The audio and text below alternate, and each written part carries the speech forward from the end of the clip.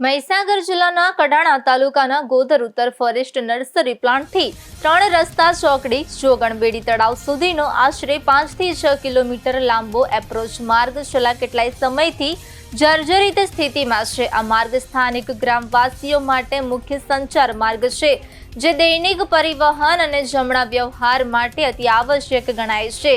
જો કે માર્ગમાં અનેક જગ્યાએ યુ-ટર્ન વાળા ઢાળમાં મોટા કાંકરા છૂટા પડેલા છે, જેને કારણે ટુ વ્હીલર વાહનો ચલાવતા લોકોને ભારે મુશ્કેલીનો સામનો કરવો પડી રહ્યો છે। ગ્રામવાસીઓએ તાત્કાલિક આ માર્ગનું સમારકામ કરવાની માંગણી કરી છે। તેઓનું કહેવું છે કે માર્ગની સ્થિતિ સુધારવા માટે સરકાર અને સંબંધિત અધિકારીઓ આગળ આવવા જોઈએ, જેથી લોકો માટે મુસાફરી સરળ અને સુરક્ષિત બની શકે।